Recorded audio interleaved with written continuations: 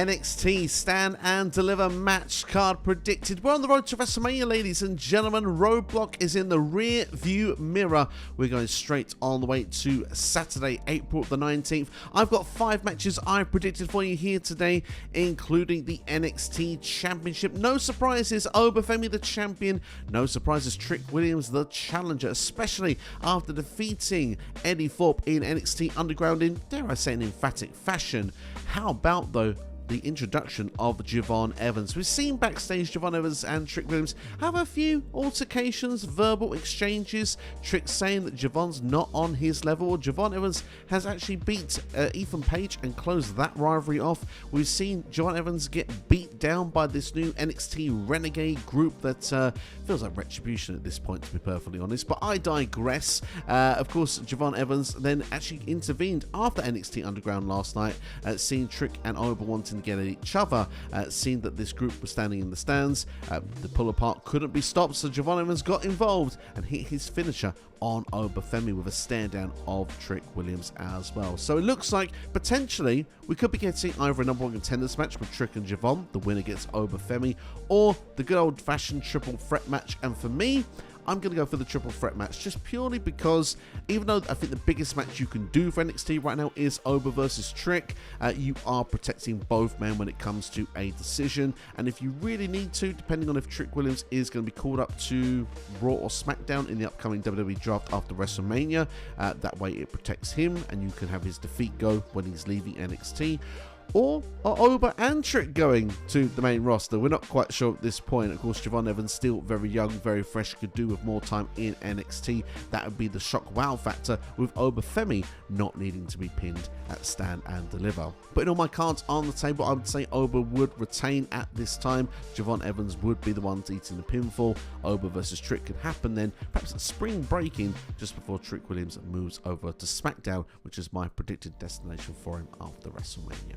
Moving on to the NXT Women's Championship, Stephanie Vaquer is the champion at the time of recording. She'll be taking on Jaida Parker next week on NXT, match I'm really looking forward to, by the way. I think Stephanie Vaquer will overcome the odds, and of course she has 2 matches on the same night. She'll be taking on Fallon Henley for the Women's North American Championship as well.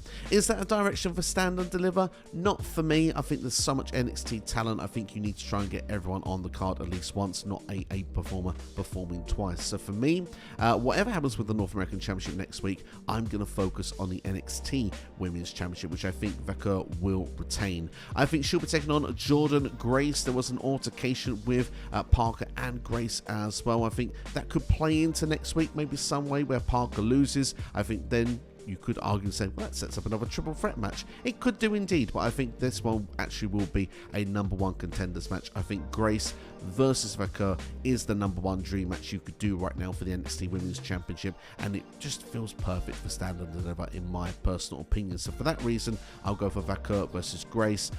It's tough to see who would win that matchup. I mean, Vaquer would have just won the title, so I would assume she would retain, but I wouldn't put it past WWE to put the title on Grace either. There's a reason she's gone to NXT rather than going straight to a Raw or SmackDown, since she's quite well known after appearing out in 2 Women's Royal Rumble matches. Keeping things in the women's division, I'm going to go for Roxanne Perez going against Bayley. Now, depending on when you have seen this video, you may have already seen my WrestleMania 41 match card predicted.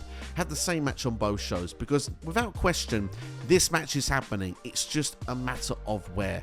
But if I'm being true and honest to myself, the more I think about it, I think it makes more sense for Roxanne Perez versus Bayley to take place at Stand and Deliver. There's a few reasons for this. This feud has started on NXT, hasn't really flirted too much with the main roster outside of the Women's Royal Rumble match, and both being inside the Elimination Chamber. Roxanne Perez has not been on Raw or SmackDown since the Elimination Chamber, which also makes me believe that potentially this match is more destined for an NXT venue rather than for WrestleMania. And plus, WrestleMania has so many matches probably already been booked for the show, and Triple H likes to have trimmed shorter cards. if one match is not going to make that show, it could go onto this show instead. So yeah, you see the reasons why I think it ticks all the boxes, more likely for Stand and Deliver. For me personally, I think it'll be a really exciting match. It has that sort of dream match quality about it as well. I would predict Bayley to pick up the victory if I had to predict right now, purely because Roxanne Perez is on a bit of a losing streak now at the turn of the year in NXT. I think it's quite clear she's going to be on Raw or SmackDown in the very near future, and it seems that she's doing a few jobs on the way. Another reason why this is also kind of handy if it's on Stand and Deliver, because of the fact that then Roxanne could take an L and Bayley could get a much needed win. If this was on WrestleMania, my prediction and result would be completely a flip of 180. Next, we'll talk about the NXT Tag Team Championships, and Fraxiom finally lost the match to TNA Tag Team Champions, the Hardy Boys, in Madison Square Garden in the theatre there at Roadblock. I don't see any credible tag teams to go for Fraxiom right now. I know some people might find that harsh. So, well, that match at Roadblock was for the TNA Tag Team Championships. It only seems fair to then do the reverse match for the NXT Tag Team Championships. Let's have the Hardy Boys versus Fraxiom one more time. TNA involvement at Stand and Deliver. And of course, let's be fair, it gets more bums in seats having the Hardy Boys on the show as well. If you really want to up the ante, let's make it a ladder match. That would be really exciting to see indeed. I again am saying I think Fraxiom are ready for the main roster. We've seen Axiom get a bit of exposure on SmackDown this past week in Barcelona, so potentially that could be the future for Fraxiom in WWE.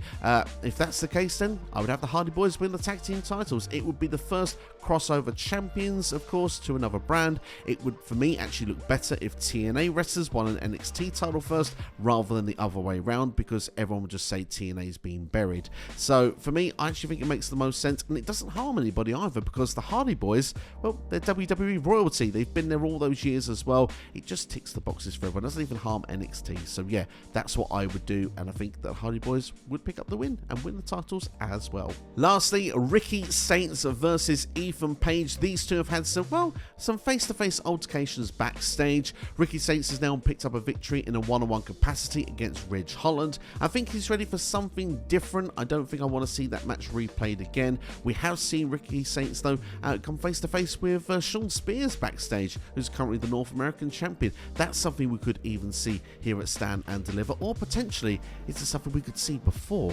Maybe Shawn Spears is just hot potatoing that championship so we can get it on Ricky Saints rather than Saints versus Tony D'Angelo. That way we can have Ricky Saints versus Ethan Page for the North American Championship. And suddenly, I quite like the direction of this. Either way, whatever happens with the North American Championship, I am going to say we will get Saints versus Ethan Page. Again, I think Ethan Page is main roster ready. I think that he has been for quite a while. I think he's just biding his time to the draft, to be brutally honest. So for that reason, I'm going to go for Ricky Saints to pick up the victory, and I think he will be a future contender for the NXT Championship in the summer of 2025. So that's my match card predicted for NXT Stand and Deliver 2025. What matches do you want to see on the show? What do you think will be happening on the show? And yeah, let me know all of that in the comments below right now. If you've enjoyed the video, hit the like button, share with a friend, subscribe as well. Keep an eye out for WrestleMania 41 match card predicted. Of course, we know a few of the matches already, but still, it's fun to predict the rest of it, right? Check out that video, find the side of the screen right now. Take care, all the best. I'll see you for the next one.